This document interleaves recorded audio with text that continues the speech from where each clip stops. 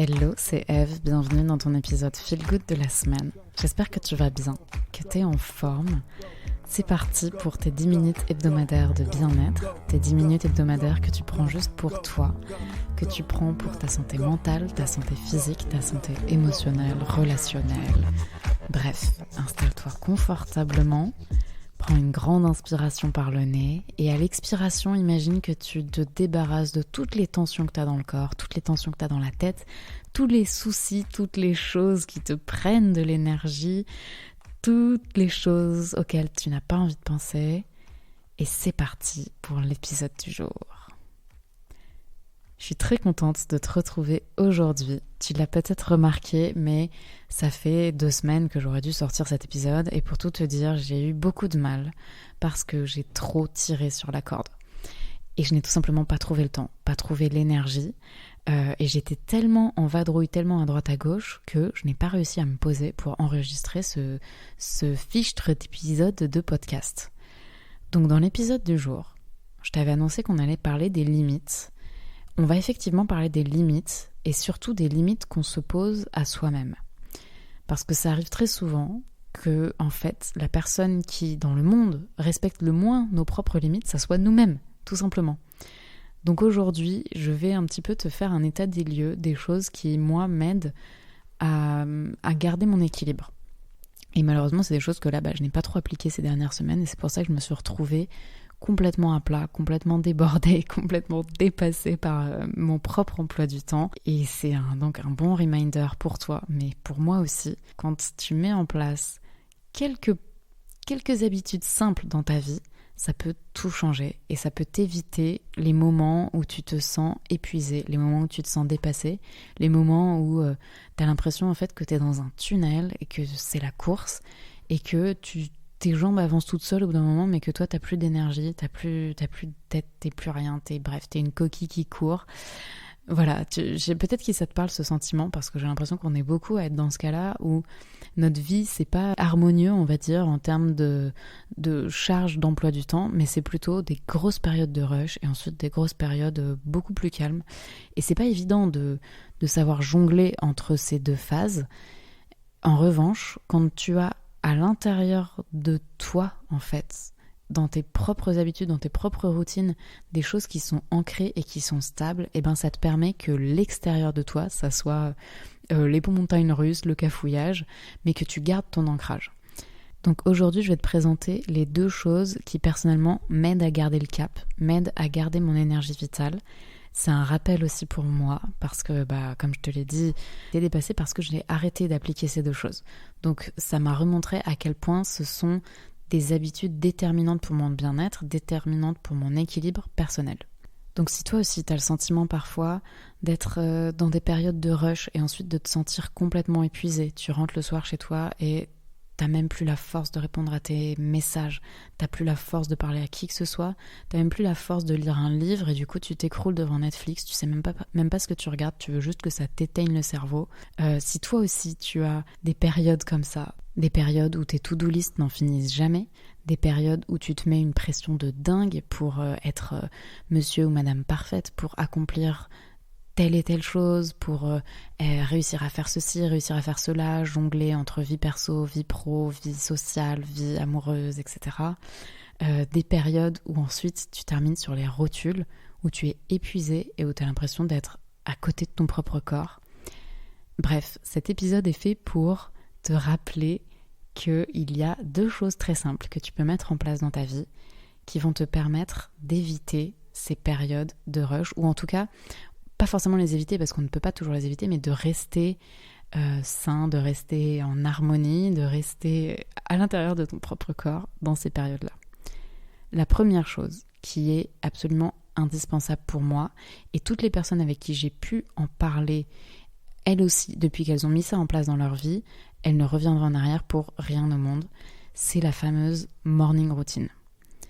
J'en parle souvent. Et c'est quelque chose qui peut avoir des connotations presque un peu caricaturales, tu vois, genre le côté la morning routine qui est parfaite, etc. Mais en fait, la morning routine, c'est vraiment quelque chose de magique parce que ça te permet, d'une part, de commencer ta journée d'une façon que tu choisis toi-même. Ça te permet d'avoir du temps pour toi avant de commencer à donner ton temps aux autres. Donc ça déjà c'est très très très important.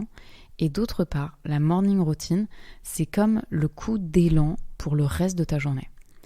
C'est un petit peu, c'est toi qui poses les bases, c'est toi qui poses le cadre avec ta morning routine, c'est toi qui détermine si tu as le lead sur ta journée ou bien si c'est ta journée qui a le lead sur toi.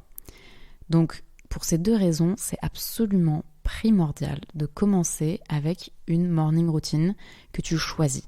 Parce que j'insiste sur cette idée que tu l'as choisie parce que dans tous les cas, sache que tu as déjà une morning routine.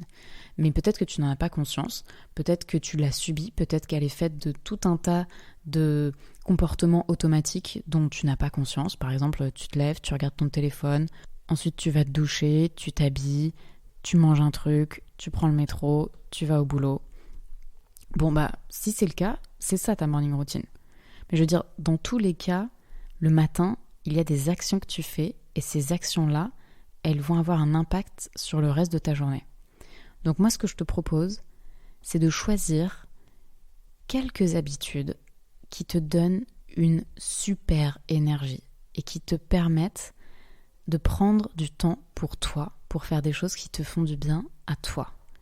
Je répète l'idée que avant de donner ton énergie aux autres à l'extérieur de toi, il faut que tu t'accordes un petit peu d'énergie à toi-même. Ne serait-ce que pour te recentrer à l'intérieur de ta tête, recentrer tes pensées, te retrouver avec ton corps. Et une fois que tu es pleinement entier, là tu t'ouvres au reste du monde, là tu donnes ton temps pour les autres, pour les sollicitations qu'il va y avoir, etc. Mais sincèrement, si jamais c'est pas quelque chose que tu as déjà mis en place d'avoir une morning routine, je t'invite à le faire. Et si jamais tu en as une, mais qu'elle est compliquée pour toi à gérer, que souvent tu as l'impression que merde, j'ai raté ma morning routine. Peut-être que c'est une impression que tu as. Moi, c'est une impression que je peux avoir. Mais en fait, dans ce cas-là, il faut se reconnecter à la source de pourquoi tu voulais mettre en place une morning routine.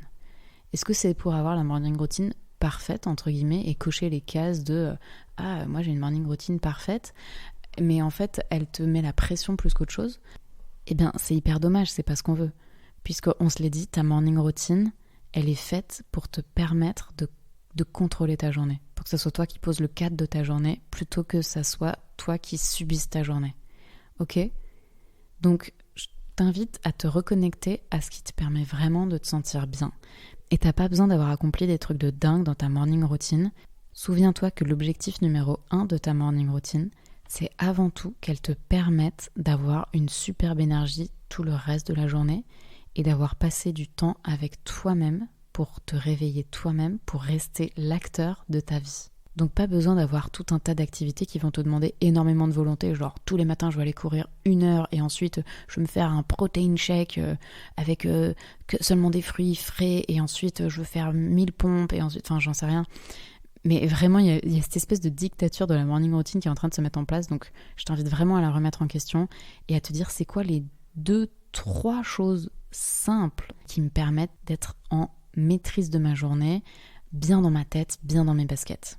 Peut-être que c'est simplement écouter une super chanson et danser dessus pendant 1 minute. Une morning routine de 1 minute mais qui a un effet good mood à ce point, franchement c'est réussi. Deuxième chose, c'est tout au long de la journée de t'autoriser des moments de break et de les vivre à 100%. Parce qu'un piège dans lequel on tombe souvent et dans lequel je suis particulièrement tombée ces derniers temps, c'est qu'en fait je me suis accordé 0 moment de break. C'est-à-dire que j'avais des moments de pause, mais dans ma tête, je continuais de tourner à 200 à l'heure et de penser à tous les trucs que j'avais à faire. Donc en fait, c'était pas un vrai moment de pause, c'était un moment où physiquement je ne faisais rien et mentalement c'était la cohue totale. Je pensais à 10 000 trucs et en plus je m'en voulais d'être en train de rien faire, donc c'était pire. C'était pire que si j'avais continué à faire des trucs. Enfin bref, tout ça pour dire que évidemment qu'il faut des moments de pause dans une journée et ça va te permettre de tenir dans la durée. Tout comme tu prends des vacances sur une année, tout comme dans une semaine, il y a des jours de week-end. C'est important au sein d'une journée de pouvoir t'accorder des petits moments de pause et de les vivre vraiment.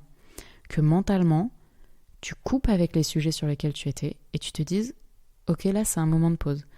Par exemple, là c'est le lunch du midi eh bien je le prends comme un vrai moment de pause. J'arrête de penser à tous les trucs que je faisais avant, j'arrête de penser à tous les trucs que je vais devoir faire après. Je me ressource, je respire, j'apprécie ce moment, j'apprécie ce que je suis en train de manger. Je prends une vraie pause pour moi, mentale, pour recharger mon énergie, pour recharger mes batteries, pour recharger ma disponibilité mentale. Et ensuite, je retourne à tout ce que je dois faire. Et tu verras qu'en plus, tu seras beaucoup plus productif, beaucoup plus concentré après, parce que tu auras pu recharger ton énergie, tout simplement. Donc tu auras beaucoup plus d'énergie ensuite. Et j'insiste là-dessus, et j'insiste particulièrement parce que, comme je te le disais, là, moi, je me suis pris 0 pause. Et je te disais, il y a des week-ends dans une semaine, je me suis pris 0 week-end. J'ai bossé à fond. Et même si je vais au-delà de ça, ça fait plusieurs années que j'ai pas vraiment pris des vacances. Et je me rends compte à quel point ça se décide mentalement, en fait. Vraiment, je reviens sur cette idée que dans les formes, parfois, tu as l'impression « Ah bah là, je suis en week-end, ah bah là, je suis en vacances ». Mais si mentalement, tu n'y es pas, si mentalement, tu te lâches pas la grappe, si mentalement, tu n'arrêtes pas de te mettre la pression, eh bien, ton système nerveux, il va pas se reposer. Donc, il y a tout un travail à faire là-dessus. Mais la première chose, c'est de te l'autoriser et de prendre la décision « Je prends une pause ». Et franchement, une décision, ça peut se prendre en un claquement de doigts. Donc, je t'invite à faire ces 2 choses, la morning routine qui te donne vraiment du good mood et la décision mentale de « là, je fais un break » lorsque tu es en train de faire un break. Ok ? C'est tout pour aujourd'hui. C'était assez simple, mais ce sont 2 fondamentaux qu'on oublie trop souvent et qui ont fait que là, je me suis retrouvée épuisée sur les rotules, à fleur de peau, comme on dit, où tu pètes des câbles pour des trucs, etc. Parce qu'en fait, juste, t'as trop tiré sur la corde, t'as trop donné, t'as voulu en faire trop. Et c'est dommage parce que bien souvent, avec du recul, quand on repense à ces périodes de rush, c'est là aussi où on s'éclate le plus. Donc l'important, c'est de ne pas les subir, c'est de rester en contrôle, de rester en contrôle de ton énergie pour ensuite te laisser porter par le flow des to-do à rallonge, le flow des rushs, etc. Mais de les vivre avec le sourire. Et pour pouvoir les vivre bien, c'est fondamental que tu aies des moments pour toi, des moments où tu te recharges. J'espère que ce reminder te sera utile. Je ne sais pas si tu en avais besoin, mais j'ai l'impression que ce mois de juin a été particulièrement intense pour beaucoup de gens. Je te souhaite une très bonne semaine. Prends bien soin de toi et à la semaine prochaine. Ciao.